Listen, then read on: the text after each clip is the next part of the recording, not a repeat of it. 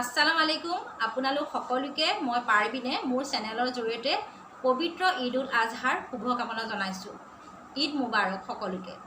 আশা কৰিছোঁ আপোনালোক সকলো ভালে আছে, ময়ো ভালে আছোঁ আৰু ভালে আজি দিনটো ভালে পাৰ হৈ গ'ল আৰু মানে কি দিনত আৰু ইমানখিনি মানে ৰাতিপুৱাৰ পৰাই যিমান মানে ঘৰত কাম হৈছে বা শুই উঠাৰ পৰা বহুত মানে আজি কাম থাকেতো সেইটো থকাৰ কাৰণে আমি বৰকৈ মানে ভিডিঅ'টো বনাবলৈ আগবাঢ়িব পৰা নহ'লে ৰাতিপুৱা।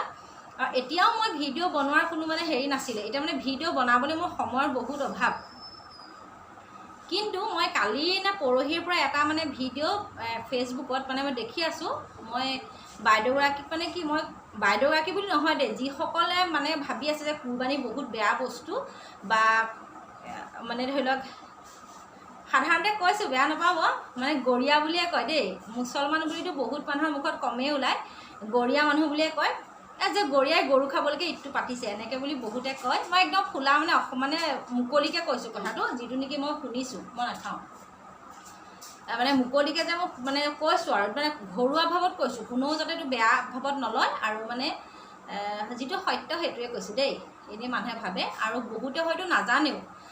আৰু সেই বাইদেউগৰাকীয়ে কৈছে যে মই এইটো ভিডিঅ' কৰিছোঁ আৰু আপোনালোকে গৰু কটাটো বন্ধ কৰিব নোৱাৰেনে। খুব দুখত বাইদেউগৰাকীয়ে কৈছে আৰু তেওঁৰ দুখো লাগিছে, আচলতে তেওঁ বেয়া পাইছে যে গৰু কাটিছে, বেয়া পাইছে। আৰু তেওঁ মানে কৈছে যে তেওঁ কিন্তু ইছলাম ধৰ্মৰ সম্পৰ্কে তেওঁৰ কোনো অভিজ্ঞতা নাই দেই। কথাখিনি কৈছে যে তেওঁ ইছলাম ধৰ্মৰ কোনো অভিজ্ঞতা তেওঁ নাই।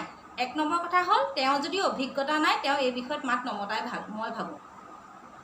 আৰু ময়ো পক্ষপাতি নহয় যে মানে কুৰবানী কৰাৰ ধৰি লওক গৰু কাটিছে, ছাগলী কাটিছে, কিবা পক্ষপাতি তেনেকৈ আমিও নহয়। কিন্তু আমাৰ এটা ইছলামত এইটো নিয়ম আছে, কৰিব লাগে।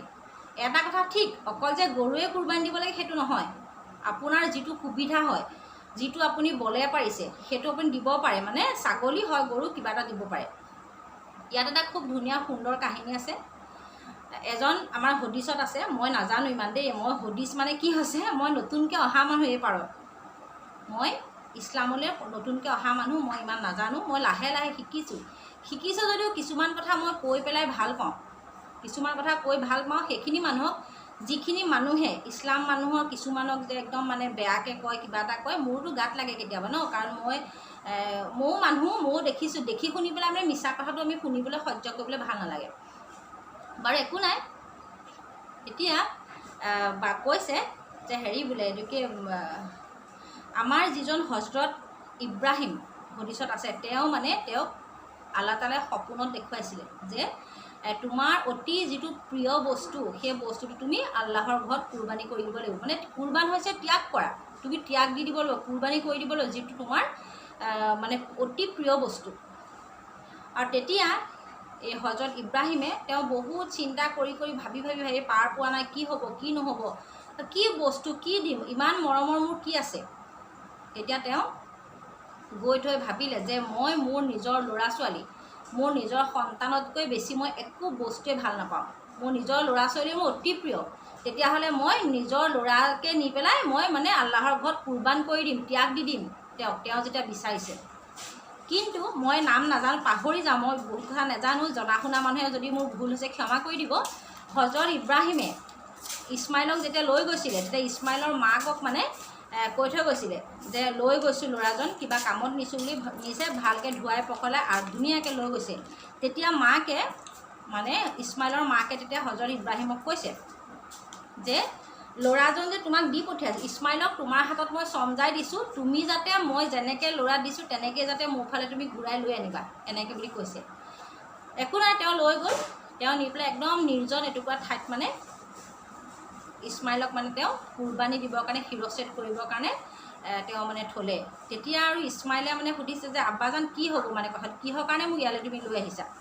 তেতিয়া হজৰত ইব্ৰাহিমে ইছমাইলক মানে মূৰত এখন কাপোৰ পিন্ধাই দিছিলে আৰু শিৰচ্ছেদ কৰিবলৈ মানে তৰোৱালখনে তেওঁ ডিঙিটো মানে এনেকৈ শিৰচ্ছেদ কৰিছিলে, কুৰবানী দিবৰ কাৰণে একদম হালাল দি দিবলৈ লৈছিলে। কিন্তু এতিয়া হজৰত ইব্ৰাহিমে মানে হালালেই দিছিলে। হজৰত ইব্ৰাহিমে ভাবিলে ল'ৰাৰ ডিঙি ছিগি গ'ল, কিন্তু আল্লাহ তাআলাই পৰীক্ষা লৈছিলে। তেওঁ এতিয়া ল'ৰাৰ ডিঙি ছিঙি নগ'লে, তাৰ ঠাইত থাকিলে এটা দুম্বা নে দুব্বা, কিবা এটা দুম্বাহে চাগে দেই, দুম্বা এটা পৰি গ'ল। দুম্বাটোৰ একদম ডিঙি ছিগি গ'ল আৰু এইফালে হজৰত ইব্ৰাহিমৰ ল'ৰা ইছমাইল মানে নিজৰ জেগাত ঠিকে থাকিলে। তেতিয়া আল্লাহ তাআলাই ক'লে যে তোমাক মই পৰীক্ষা লৈছিলোঁ যে তুমি তোমাৰ নিজৰ কি বস্তু তুমি দান কৰিব পাৰা, তুমি যে মোক ইমান ভাল পোৱা, তুমি যে আল্লাহ তাআলাক ইমান ভক্তি কৰা, তাৰ প্ৰমাণ এয়া, মানে একদম সম্পূৰ্ণ সত্য যে তুমি মোক সঁচাকৈ ভক্তি কৰা।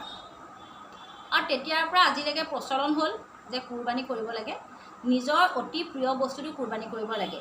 সেই তাত যেতিয়া হজৰত ইব্ৰাহিমে কুৰবানী কৰিছিলে তেতিয়া সেইটো সময়ত সেইফালে ডুম্বা পায়, কিন্তু আমাৰ অসমততো ডুম্বা আছে জানো?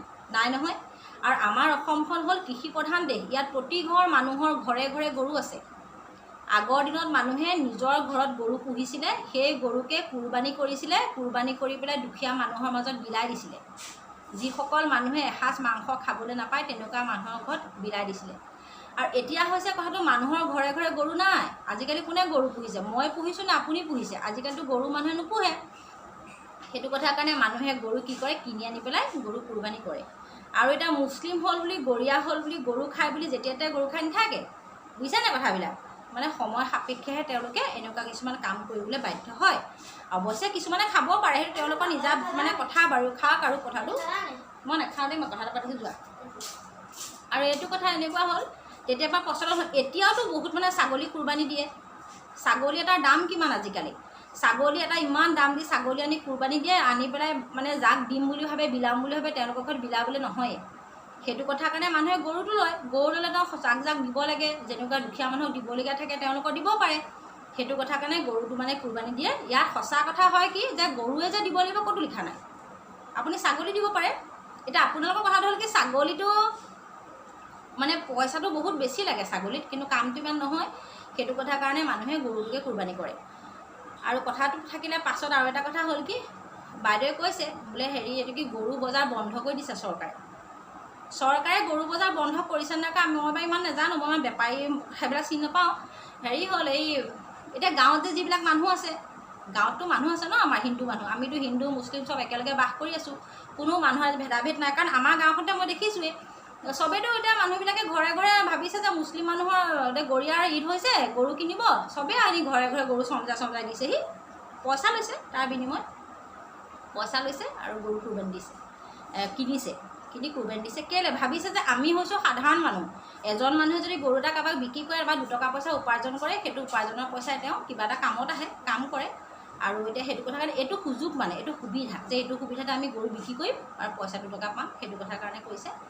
আৰু বাকী যদি মানে বাকী ভিডিঅ'টো মই কৰিছোঁ যে কোনোবা মানুহক খং উঠিবৰ কাৰণে বা কিবা হেৰি কৰিবৰ কাৰণে কোৱা নাই দেই, এইটো মই নিজৰ মনৰ ভাৱটো প্ৰকাশ কৰিছোঁ যে কুৰবানীটো হৈছে এটা বহুত ধুনীয়া কাহিনী থকা কথা। ক'লোৱেই নহয় অলপ আগত যে হজৰত ইব্ৰাহিমে নিজৰ পিতেক ইছমাইলক মানে কুৰবানী দিছিলে, তাৰ সলনি ডুম্বা পৰি যোৱাৰ কাৰণে কুৰবানী দিবলৈ তেওঁলোকে নিজৰ ল'ৰা ছোৱালীৰ সলনি এই মানে জীৱ জন্তু ঠিক কৰিলে আৰু গৰু নহবা ছাগলী কুৰবানী দিয়ে। সেইটো কৰি এতিয়াওতো মুছলিম প্ৰতিঘৰ মানুহে কুৰবানী নিদিয়ে নহয়, যাৰ টকা পইচা সুবিধা আছে।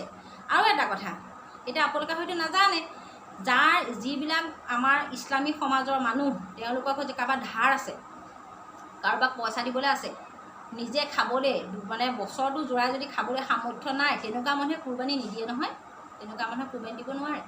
যাৰ টকা পইচা উভৈনদী মানে কি, যি পাৰে, এটা গৰু যদি কোনোবাই 20,000 টকা দি যদি কিনিছে, সেই 20,000 টকা গৰুটো যদি অকস্মাতে হেৰাই যায়, আকৌ তেনেকুৱা এটা 20,000 টকা কিনিবলৈ যদি কাৰোবাৰ ওচৰত মানে দম আছে, বেকত যদি পইচা আছে, তেনেকুৱা মানুহেহে কুৰবানী দিব পাৰে। কাৰোবাৰ পৰা পইচা ধাৰ দিবলৈ আছে বা কাৰোবাৰ পৰা পাবলৈ আছে বা কোনোবাক দিবলৈ মানে ধৰি লওক এতিয়া ল'লে হেৰাই গ'লে আকৌ বেলেগৰ পৰা ধাৰ কৰি আনি পেলাই কিনিব লাগিব, সেইবিলাক মানুহে কুৰবানী নিদিয়ে দেই। আৰু আপোনাক এটা কথা কওঁ, আপুনি মানে মই বেয়া নাপাব কোৱা কাৰণে মই কৈছোঁ, বাইদেউ মই পাহৰি গৈছোঁ নামটো বাৰু, হ'ল এই কি আছিলে, পাহৰি যোৱা কথাবিলাক ক'বলৈ এতিয়া। আপুনি যে কথাখিনি ক'লে ভালেই লাগিছে। আপুনি এটা কথা ঠিকেই কৈছে, কোনোবা এজন আমাৰ ইছলামিক সমাজৰ মানুহ মুস্তফা কামাল নেকি, তেওঁ যিবিলাক কথা কৈছে সেইবিলাকে আপোনালোকক মানে চিন্তাটো আঁতৰাই দিছে, বেলেগ ফালে লৈ গৈছে, সেইটো বুজি পাইছোঁ। কিন্তু আমি যিবোৰ কৰি আছে আমাৰ মানুহবিলাকে বেয়া কৰা নাই, শুদ্ধ, যাৰ যি নীতি নিয়ম, যাৰ যি ধৰ্ম, সেইবিলাকে কৈছে। আৰু আপুনি আকৌ ক'লে কি প্ৰথমতে বোলে ধৰ্মক খোজ মাৰি পেলাই বোলে মই কোনোবা এটা ধৰ্মক কোৱা নাই, আপুনি ডাইৰেক্ট ইছলাম ধৰ্মকে কৈছে, কাৰণ ইছলাম ধৰ্মৰ মানুহে গৰু কুৰবানী কৰে, বেলেগেতো নকৰে।